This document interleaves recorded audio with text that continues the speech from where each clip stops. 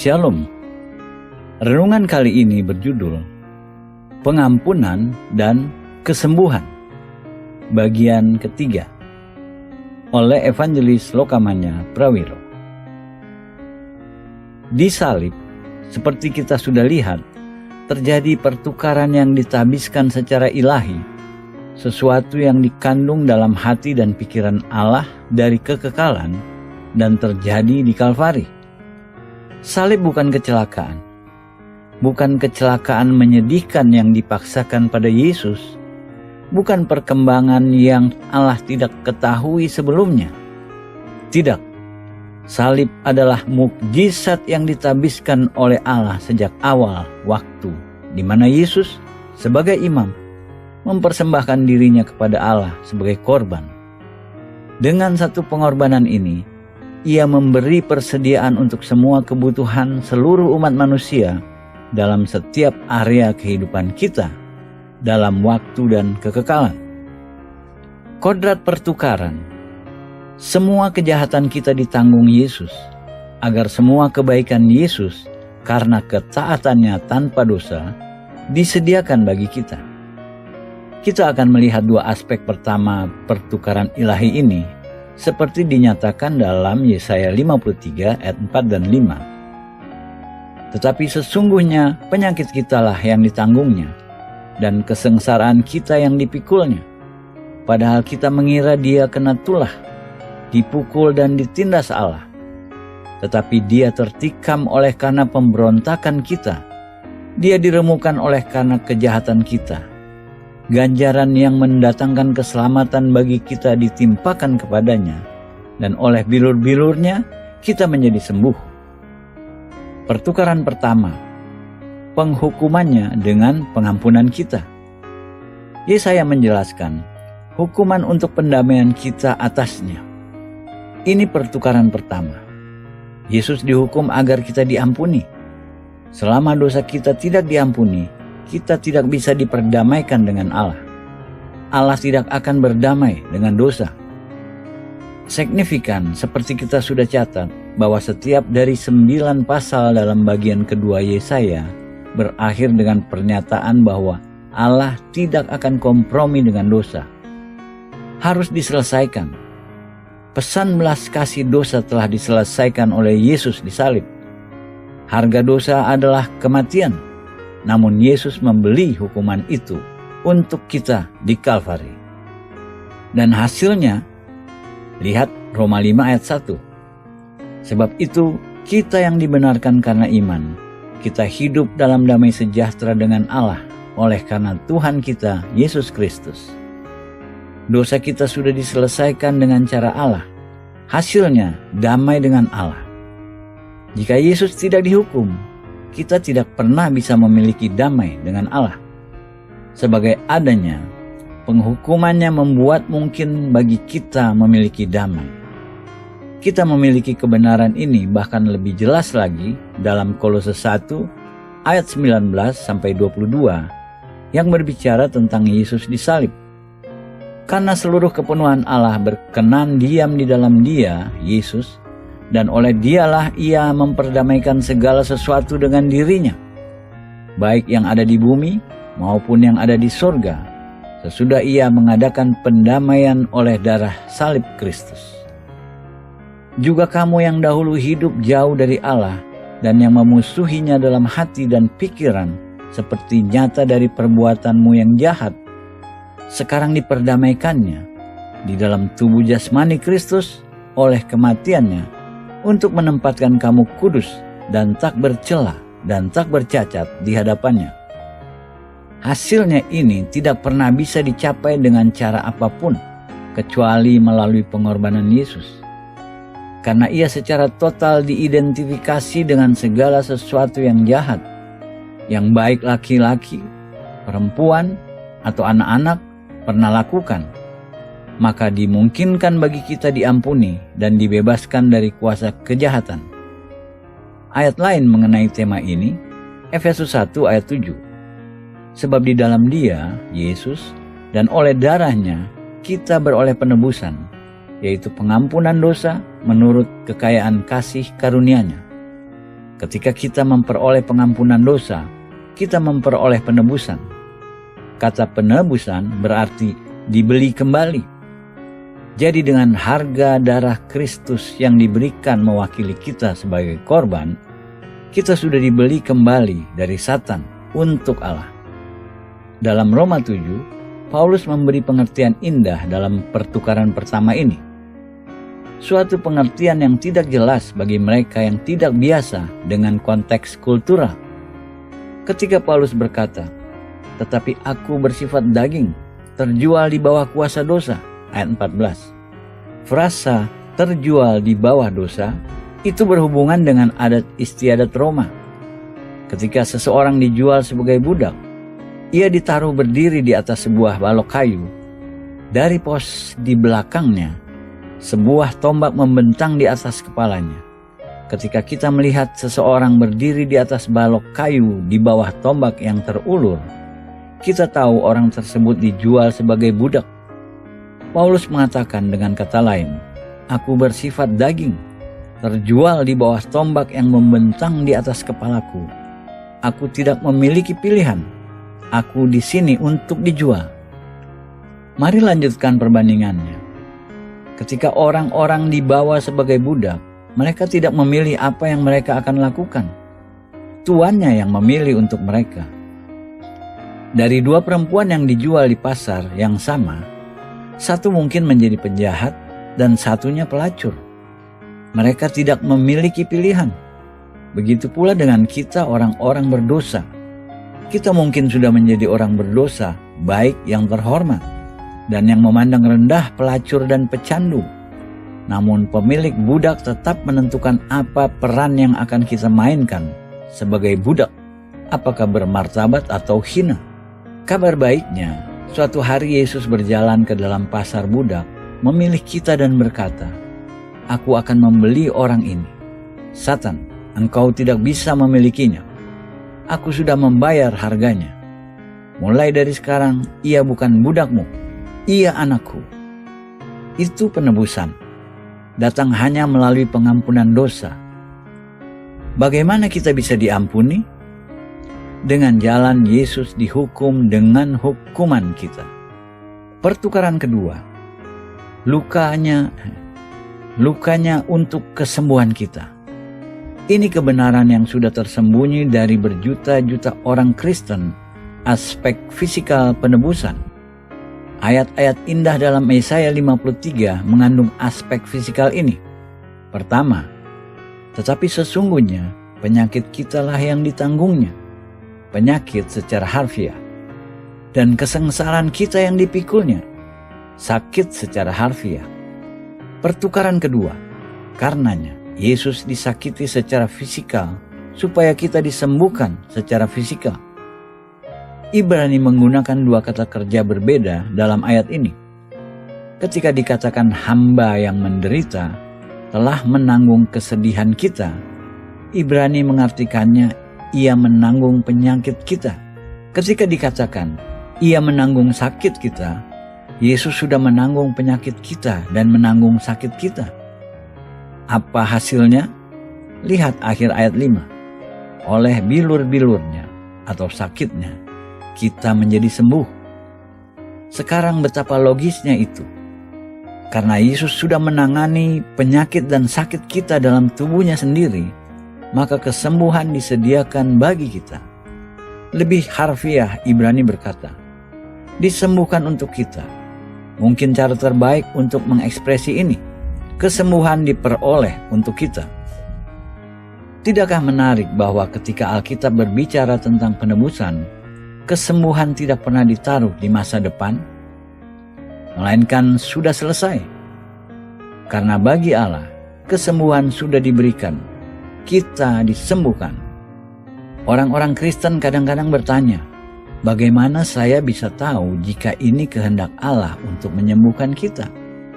Jawabannya, kita bertanya pertanyaan yang salah. Jika kita orang Kristen yang berkomitmen secara tulus untuk melayani Allah dan melakukan kehendaknya, pertanyaan kita tidak boleh, bagaimana kita tahu jika ini kehendak Allah untuk menyembuhkan kita? Pertanyaannya, sebaliknya harus, bagaimana kita bisa menerima kesembuhan yang Allah sudah sediakan untuk kita? Kita akan menangani pertanyaan bagaimana memperoleh apa yang Allah sudah sediakan. Jika kita dari awalnya tidak percaya bahwa Allah sudah menyediakan kesembuhan, kita kemungkinan tidak menerimanya. Dasarnya adalah menemukan apa yang Allah sudah sediakan melalui Yesus di salib. Penguatan-penguatan perjanjian baru. Kita mungkin berkata, kita tidak pasti menerima penggambaran Yesaya 53. Namun kita tidak bisa membantah Matius, Petrus, dan Roh Kudus. Kedua orang Yahudi perjanjian baru ini diinspirasi oleh Roh Kudus. Mereka mengutip Yesaya 53 ayat 4 dan 5. Pertama, mari lihat Matius 8 ayat 16 dan permulaan pelayanan publik Yesus. Menjelang malam, dibawalah kepada Yesus banyak orang yang kerasukan setan, dan dengan sepatah kata Yesus mengusir roh-roh itu dan menyembuhkan orang-orang yang menderita sakit. Catat, dalam pelayanan kesembuhan Yesus tidak ada perbedaan antara menyembuhkan orang sakit dengan mengusir roh-roh jahat. Sepanjang pelayanannya, keduanya berjalan bersamaan. Kenapa pelayanan Yesus seperti itu? Ayat 17 mengatakan pada kita, hal itu terjadi supaya genaplah firman yang disampaikan oleh Nabi Yesaya. Dialah yang memikul kelemahan kita dan menanggung penyakit kita. Perhatikan arti Yesaya 53 ayat 4 dan 5 yang Matius kutip secara total fisikal karena ia mengacu pada kelemahan dan penyakit. Lebih jauh bekerjanya secara fisikal. Matius berkata Yesus menyembuhkan semua yang datang padanya. Bukan beberapa, namun semua, setiap orang. Maka tidak dipertanyakan lagi apakah Matius memberi Yesaya 53 ayat 4 dan 5 aplikasi fisikal total. Satu poin lagi dari nas Matius ini. Penekanan frasa dialah adalah pada Yesus, bukan pada kita. Ketika kita bergulat dengan dosa atau penyakit atau depresi atau penolakan atau ketakutan, Alkitab berkata agar kita mengalihkan pandangan kita dari diri sendiri. Arahkan matamu kepada Yesus. Ia sendiri jawabannya. Nas perjanjian baru kedua juga mengutip Yesaya 53 ayat 4 dan 5. Ini juga berbicara tentang Yesus. Ia sendiri telah memikul dosa kita di dalam tubuhnya di kayu salib, supaya kita yang telah mati terhadap dosa, hidup untuk kebenaran. Oleh bilur-bilurnya kamu telah sembuh. 1 Petrus 2 ayat 24. Perhatikan lagi bahwa penekanan Petrus pada Yesus sendiri. Sepanjang ayat-ayat ini dosa adalah isu sentral. Ketika dosa sudah ditangani, segala sesuatunya bisa diatasi. Terakhir, perhatikan kata kerjanya, bukan akan disembuhkan, bahkan bukan disembuhkan, melainkan sudah disembuhkan. Sejauh menyangkut Allah, hal ini sudah dilakukan. Ketika Yesus berkata, sudah selesai. Yohanes 19 ayat 30. Di pihak Allah tidak ada yang akan pernah merubahnya. Tidak ada yang harus ditambahkan padanya. Dan tidak ada yang bisa diambil darinya. Apa yang termasuk dalam keselamatan? Mari arahkan perhatian kita pada beberapa nas dalam perjanjian baru di mana kata untuk keselamatan diterjemahkan kesembuhan atau dibuat sehat. Kata Yunani untuk keselamatan adalah sozo. Semua kata-kata lain untuk keselamatan berasal dari akar yang sama. Dalam banyak nas penting dalam perjanjian baru, kata kerja sozo digunakan untuk kesembuhan fisikal. Masalahnya, para penerjemah tidak selalu menerjemahkan kata keselamatan dengan mengaburkan fakta bahwa kesembuhan fisikal juga bagian dari keselamatan. Penyembuhan. Kita mulai dalam Matius 9 ayat 21-22, cerita perempuan dengan pendarahan yang menyentuh jubah Yesus dan lalu takut mengungkapkan apa yang ia sudah lakukan. Perempuan dengan masalah pendarahan dipandang najis dan dilarang menyentuh orang lain, karena orang tersebut akan menjadi najis. Maka ia melanggar dengan menjamah Yesus. Daripada merasa malu, ia maju mendekat dengan gemetar ketika ia ditanya apa yang ia lakukan. Karena katanya dalam hatinya, asal kujamah saja jubahnya, aku akan sembuh. Matius 9 ayat 21. Apa yang ia sebenarnya katakan? Aku akan diselamatkan. Tapi Yesus berpaling dan memandang dia serta berkata, teguhkanlah hatimu, hai anakku, imanmu telah menyelamatkan engkau. Maka sejak saat itu sembuhlah perempuan itu. Ayat 22. Ia sebenarnya berkata, imanmu telah menyelamatkan engkau. Lukas 8 ayat 47-48 memberi kita pengertian lebih jauh mengenai perempuan dengan masalah pendarahan. Ketika perempuan itu melihat bahwa perbuatannya itu ketahuan, ia datang dengan gemetar, tersungkur di depannya, dan menceritakan kepada orang banyak apa sebabnya ia menjamah dia dan bahwa ia seketika itu juga menjadi sembuh. Maka katanya kepada perempuan itu, hai anakku, imanmu telah menyelamatkan engkau. Pergilah dengan selamat.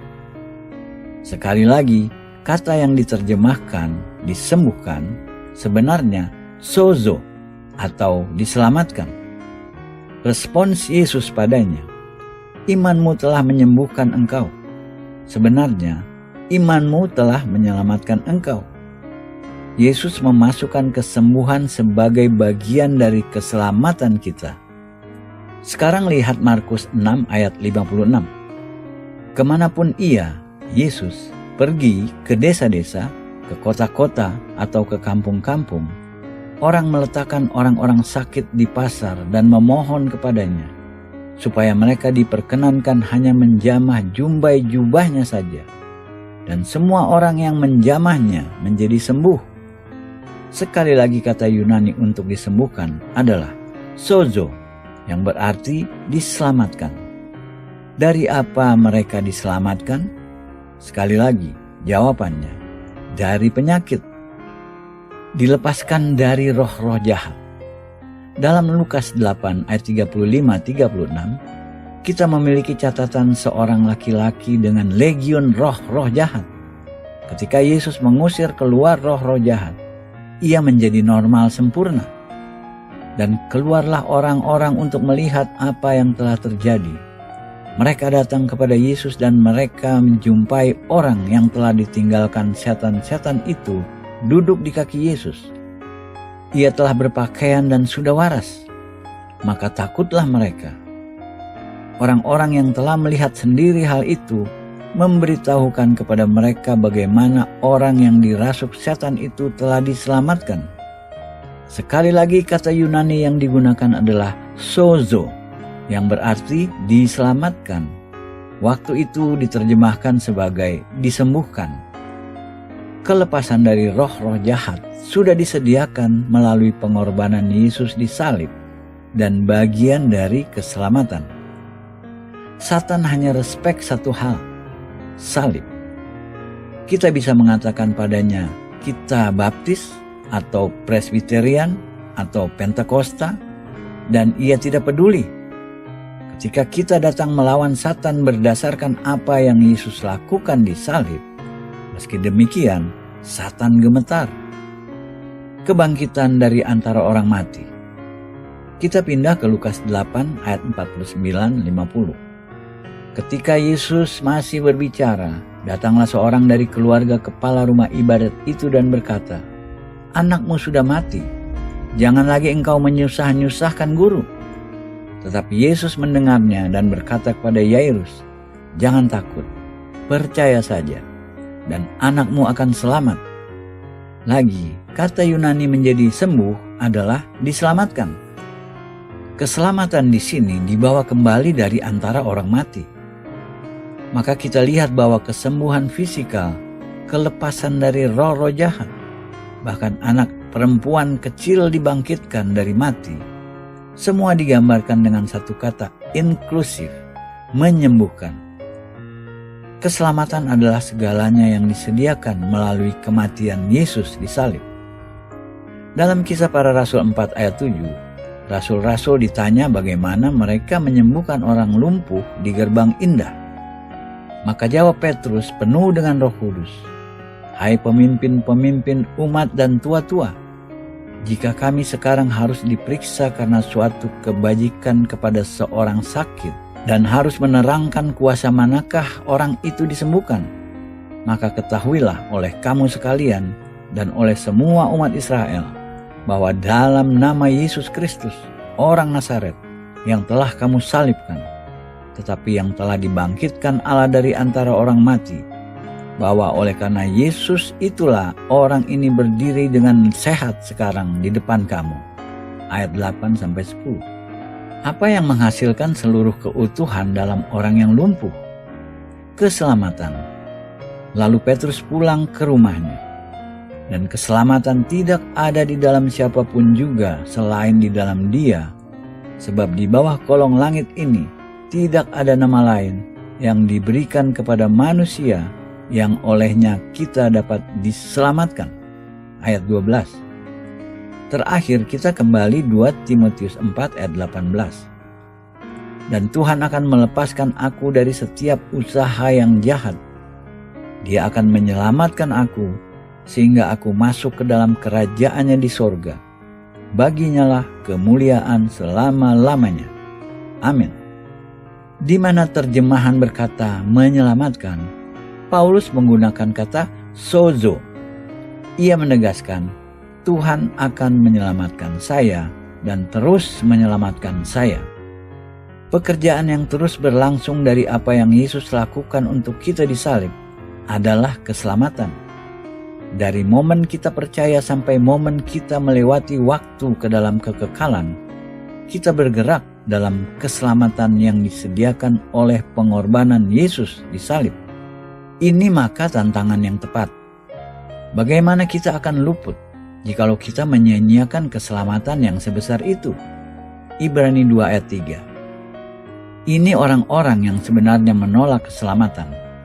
Mereka menolak karena mereka tidak menginginkannya dan tidak mempercayainya. Namun ribuan orang Kristen tidak menolak keselamatan. Hanya mereka mengabaikannya.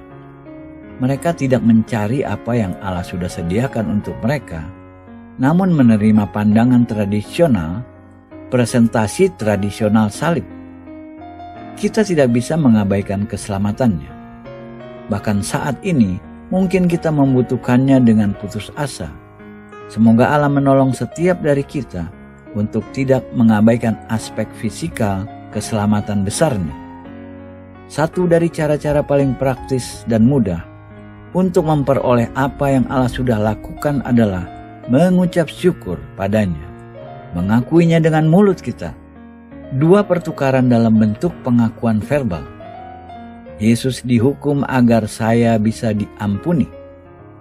Yesus dilukai agar saya bisa disembuhkan. Jika kita benar-benar percaya pernyataan-pernyataan ini, kita terikat untuk mengatakan, "Terima kasih Yesus telah membawa saya melalui pengorbanan, pengampunan, dan kesembuhan-Mu." Amin.